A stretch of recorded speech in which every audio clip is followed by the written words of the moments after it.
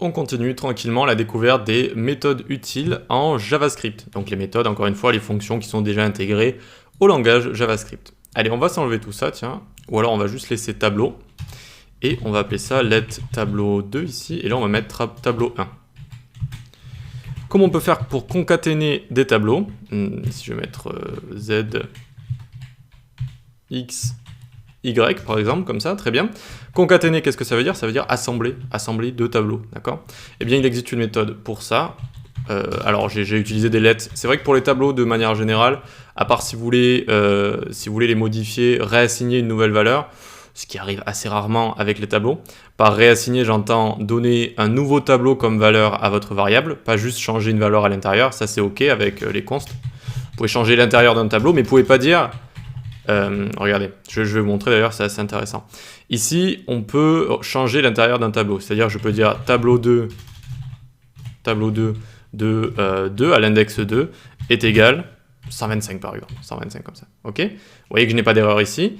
Et alors, est-ce que j'ai toujours le live server d'activer? Oui, hop, le live server est bien ici, pas d'erreur. Et si je log tableau 2, hop, vous voyez que j'ai bien ZX125. En fait, j'ai remplacé cette valeur juste ici. Et pourtant, c'est une constante ici. Mais la constante, attention, on fait souvent pas la distinction, on ne peut pas réassigner de valeur. C'est-à-dire, je ne peux pas dire que c'est égal à un nouveau tableau ici. Je ne peux pas dire tableau 2 est égal, alors soit 125, c'est-à-dire c'est une nouvelle valeur ici, ça passe d'un tableau à une valeur, mais aussi un nouveau tableau, par exemple 125 comme ça. Ça aussi, assign to constant variable, ce n'est pas possible. D'accord, les deux ne sont pas possibles, c'est-à-dire que je ne peux pas lui assigner une nouvelle valeur. Mais à l'intérieur du tableau, je ne touche pas au tableau en lui-même, je touche à son intérieur, d'accord? Et donc ça, j'ai le droit, c'est possible, et je peux changer l'intérieur d'un tableau. On y reviendra, c'est la notion de primitive et référence. On y reviendra quand on aura vu les objets, d'accord? Il y a une petite chose à expliquer en plus, mais pour l'instant, je ne vais pas vous embrouiller, ok? Donc, on revient sur la concaténation pas facile des tableaux, et donc on va se faire const tableau 3 est égal tableau 1 point concat. D'accord, facile à retenir. Point concat de tableau 2. Tac, tableau 2 ici. Ok, donc on passe en argument ici tableau 2. Et maintenant, on peut se loguer ce tableau 3. Et vous l'aurez deviné, hop, on a les deux tableaux qui sont assemblés. Voilà, donc concat qui peut être assez sympa pour concaténer deux tableaux comme ça. Et en retourner un nouveau tableau ici. Ok, on a ça. Ensuite, on va avoir quoi comme chose d'intéressante? On peut avoir includes. Includes va permettre de savoir si une valeur donnée se situe dans un tableau ou pas. Donc ici, regardez, on va loguer tableau 3 qu'on vient de créer, point includes, et là, par exemple, J, pour voir. Est-ce que c'est true? Est-ce que c'est false? Non, c'est false. Il n'y a pas de J dans mon tableau juste ici, mais par exemple, il y a un D, tac, D ici, hop, et ça va rendre true. Ok, donc includes pour savoir si un tableau inclut quelque chose, s'il y a une donnée qui se situe dedans. Ok. Toutes ces méthodes ne sont pas à savoir du premier coup et à les retenir instantanément. Je vais vous montrer à la fin où on peut en retrouver beaucoup, on peut même toutes les retrouver, mais le tout est de savoir que ça existe en fait, et que plein de méthodes de tableaux existent, et souvent quand vous avez envie de faire quelque chose avec des tableaux, allez checker la liste des méthodes et vous verrez qu'il y a sûrement ce qu'il vous faut pour faire ce que vous avez envie de faire. Ok, ensuite on peut avoir flat qui peut être sympa pour aplatir des tableaux. Je m'explique, ici on va avoir const multitab par exemple, est égal 1, 2, 3, et à l'intérieur il y a un autre tableau comme ça, il y a un autre tableau ici, alors on n'oublie pas la virgule, et il y a encore 1, 2, 3 comme ça. Ok, donc c'est un tableau qui a plusieurs dimensions, multidimensional array, désolé pour l'accent, mais un tableau à plusieurs dimensions. Et donc ici je peux loguer par exemple multitab.flat. Flat ça veut dire aplatir, et donc regardez, hop, ça nous a bien aplati le tableau juste ici. Voilà. S'il y a encore plus de dimensions, si je peux en rajouter encore, ici il manque du coup, hop, ici il y a 3 dimensions, 1, 2 et encore 3 ici, d'accord? Et ça va flat ici aplatir mais qu'un seul niveau, ça aplatit que ce tableau si vous voulez. Donc vous voyez que celui-là reste, le tableau 3 ici, il est là, tac. Et donc il suffit, en fait, plus on a de niveaux, plus mettre le nombre de niveaux qu'on a envie d'aplatir. Et donc ici ça a bien aplati les deux tableaux qui étaient imbriqués ici, hop, pour nous retourner plus qu'un seul tableau. Donc plus vous avez de tableaux imbriqués les uns dans les autres, plus vous allez augmenter ce chiffre, hein, tout simplement. Voilà. Donc ça, c'est pour flat. Ensuite, on va voir join. Join qui est assez intéressant également. Par exemple, on va voir const fruit, par exemple. Fruit est égal un tableau.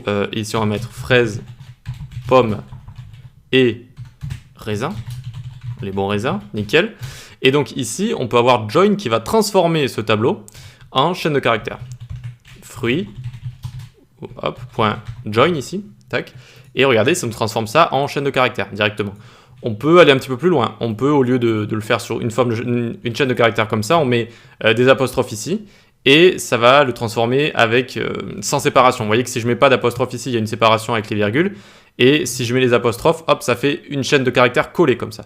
Si on met un espace, ça fait des espaces ici. Un espace entre chaque élément. Si je mets un tiret, ça met un tiret entre chaque élément. Et ainsi de suite, si j'en mets 5, ça en met 5 entre les éléments. Ok? Donc ça c'est join pour faire passer un tableau en chaîne de caractères. D'accord? Suivant ce qu'il a à l'intérieur. Ok, très bien, on avance. Ensuite on arrive ici. Ce qu'on va faire, on va garder le const fruit juste au-dessus. Et on va utiliser reverse, le bien nommé, la méthode bien nommée, donc la fonction qui va permettre de renverser tout ce qu'il y a dans un tableau. Et donc on va loguer ici fruits, donc fruit.reverse. Hop, et donc vous l'aurez deviné, raisin est passé là, puis pomme, ça change pas vu que c'est au milieu, et fraise qui est passé ici. Voilà, donc il y a vraiment plein de méthodes qui existent, donc plein de fonctions disponibles en JavaScript, des méthodes donc pour gérer tout ça, pour gérer les tableaux. C'est ça qui fait que les tableaux, c'est assez sympa. Et donc, vous pouvez aller sur MDN, Mozilla Development Network, tac, qui est vraiment la documentation de tout ce qui est langage du web, HTML, CSS, JS, et puis ça va même dans les frameworks, etc. C'est vraiment une très très bonne documentation, notamment en CSS et JS. Et donc, alors en général, j'y accède pas par la page d'accueil parce que voilà, c'est assez complet. Pour aller dans JavaScript, vous voyez que c'est assez complet, hein. Il y a assez beaucoup de choses. Donc moi, ce que je taperai ici pour tomber directement dessus, qu'est-ce que je ferai? Je ferai arrays méthode JS MDN. Tac, et donc là par exemple il y a une partie array, d'accord, et regardez ce qu'on a ici, tiens, donc voilà, allez sur array JavaScript MDN ici, et donc c'est ça que je voulais vous montrer, la liste des méthodes est écrite ici. Alors il y en a plein, moi je vous ai montré les plus intéressantes pour l'instant, on va refaire une vidéo juste après sur les méthodes callback liées au tableau, donc je vais vous expliquer juste après, mais voilà, vous avez toute la liste qui est ici, vous voyez qu'il y en a pas mal, il y en a une vingtaine, trentaine peut-être, et c'est assez intéressant, vous pouvez toutes les retrouver ici, filter, find, etc. On va voir ce que c'est que filter dans la prochaine vidéo, et donc voilà, pop, push, comme on a vu, etc., shift, slice, elles sont toutes ici, donc vous pouvez toutes les regarder, vous servir, et à chaque fois, c'est quand même bien expliqué. Franchement, MDN, je pense ne pas me tromper, ou en tout cas être assez objectif pour dire que c'est vraiment une des meilleures documentations que j'ai vues de ma vie. C'est très bien expliqué à chaque fois. Voilà.